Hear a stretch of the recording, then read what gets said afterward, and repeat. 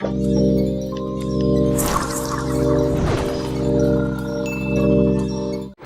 you have the time to listen to me whine? They're a bunch of basket cases. Everything all at once. Welcome to WatchMojo.com, and today we'll be learning more about the history of Green Day. Night skies finish last. You're running out of gas. Your sympathy will get you left behind. Punk rock group Green Day formed in California in 1987 when Billy Joe Armstrong and Mike Pritchard, better known as Mike Dirnt, started playing as the band Sweet Children on the local underground punk circuit. With Armstrong as primary lyricist, vocalist, and guitarist, and Dirnt as bassist, the band recruited John Kiffmeyer, or Al Sobrante, as drummer. By 1990, the group was called Green Day and had Frank Edwin Wright III, or Tré Cool, on the skins. Green Day built a cult following leading into the 90s with a few releases on Lookout Records, but it was their 1992 effort Kerplunk that made the biggest splash. It became one of history's most successful independent releases. More importantly, it got Green Day big label recognition. After signing with Reprise, they set about bringing their three-chord punk sound to the masses with a major label debut.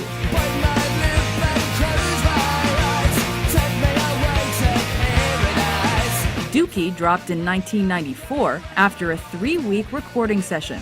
Intense MTV airplay of singles like Longview propelled the record to mainstream success, while songs like Basket Case, Sometimes I give myself the creeps, and When I Come Around highlighted themes of anxiety, boredom, and sex. I'm a loser and the user, so it's only no accuser to try and slag me down because I know you're right. Green Day promoted the record with Lollapalooza dates, as well as a memorable set at Woodstock '94. Ultimately, Dookie earned them a Grammy for Best Alternative Album. Welcome to paradise. The follow-up to that triumph was 1995's Insomniac. On a mission, I made my decision later about the self-destruction. Singles like Geek Stink Breath meant the album did respectably commercially and critically, but it never matched the sales of its predecessor. After taking a brief break due to fatigue, Green Day returned with new energy and a new sound on 1997's Nimrod.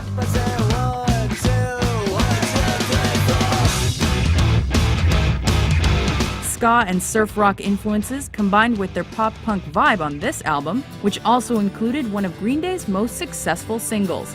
It's something unpredictable, but in the end it's right.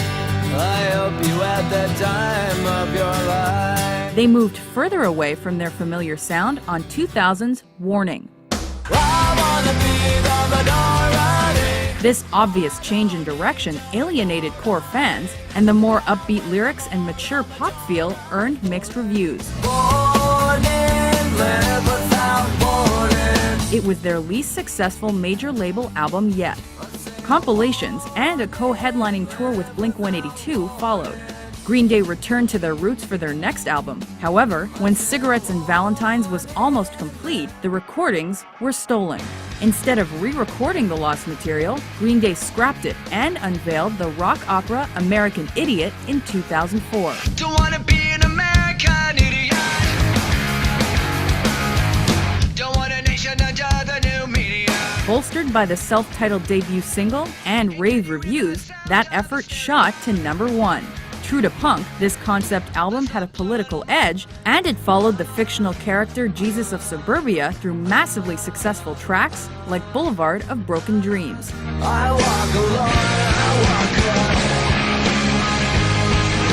alone. American Idiot eventually sold over 14 million copies globally and won the band a Grammy for Best Rock Album.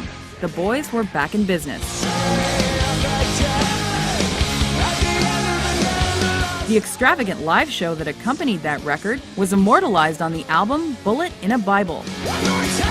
The band then laid low for a while, but partnered with U2 to raise funds for Hurricane Katrina relief, and dropped an album under the moniker Foxborough Hot Tubs. Soon, talk of another Green Day album surfaced. The rock opera 21st Century Breakdown hit stores in 2009 to commercial and critical success.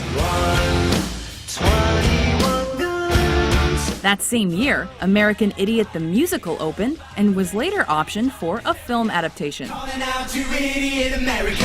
Welcome to our new attention all across the alien nation. Soon, Green Day released the live album Awesome as which included several songs from the lost Cigarettes and Valentines tapes.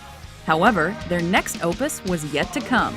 Green Day unveiled Oh Love as the first song of the ambitious Uno Dos Tres trilogy and set release dates for the end of 2012 and beginning of 2013. Far away, ways away tonight, my heart's on the list.